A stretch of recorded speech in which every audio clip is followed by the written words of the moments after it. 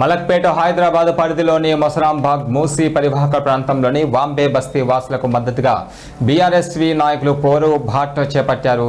బస్తీలో పర్యటించిన బీఆర్ఎస్వి నాయకులు మొసరాంబాగ్ నాయకుడు నరేష్ యాదవ్తో కలిసి మూసీ బాధితులకు అండగా నిలుస్తామని భరోసా కల్పించారు.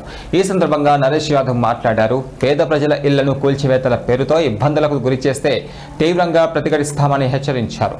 ప్రభుత్వం పేదలపైన చర్యలు తీసుకోవడం మానుకోవాలని, వారి జీవనోపాధిని కాపాడాలని డిమాండ్ చేశారు. అలాగే ముఖ్యమంత్రి రేవంత్ రెడ్డిని ఉద్దేశించి పేదల సమస్యలను పట్టించుకోవాలని, ఇళ్ల కూల్చివేతలపైన పునరాలోచన చేయాలని సూచించారు.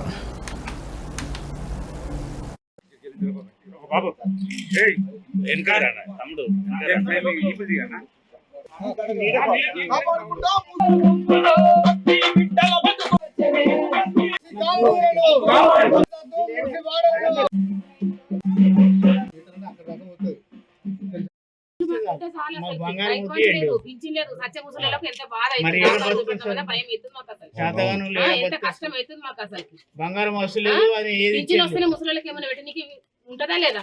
అది లేదు, ఇది లేదు, ఏది లేదు అసలు. 4 నెలలకు 2 సంవత్సరాలు అవుతుంది. పింఛన్ సరిగా ఒక నెల వేస్తారు, ఒక నెల వేస్తలేడు. ఒక నెల వేస్తారు, 3 నెలలు పని చేస్తారు. 3 నెలలు పని చేస్తారు, మళ్ళీ ఒక నెల వేస్తారు. ఇవి ఇట్లా గ్యాప్ ఇచ్చుకుంటే మాకు ఏం ఫైదా లేదు అసలుకి. వాడు ఎక్కడేమో కానీ మాకైతే ఏం ఫైదా లేదు అసలు. కేసీఆర్ ఉన్నాకైతే మాకు చాలా హెల్ప్ ఉండ. మాకైతే ఏంది ఇప్పుడైతే ఎంత బాధపడుతున్నామో అంత బాధపడుతున్నాం అసలుకి. ఇప్పుడు ఇంట్లో ఉన్న ఇండ్లు పోతే కరెక్టే, ఉన్న ఇండ్లు పోతే మేము ఎక్కడ బతకాలి? ఇప్పుడు ఏం లేదంటే వాళ్ళు కట్టే ఫస్ట్ పేజ్ ఉండే ఒక 10,000 ఇండ్లు ఎక్కువ అవుతాయి. ఇవన్నీ పోతే ఇంకా చాలా ఇండ్లు పోతాయి. మీరు ఇవన్నీ పోయేట మీరు అందరూ ఏడే బతుకు అంత ఇబ్బంది అవుతుంది. తెచ్చుకున్న తెలంగాణ పేదలు అందరూ రోడ్డు వేసుకుంటారనే ఉద్దేశంతో కేటీఆర్ సార్ మమ్మల్ని అందరూ పంపించండి. మీరు అందరూ గట్టి కొట్టాడాలి. మేము ఉంటాం వెంబడి. మీకు ఎప్పుడు మీకు బుల్డోజర్ వచ్చినా, జేసీబీ వచ్చినా, ఏది వచ్చినా మాకు చెప్పండి.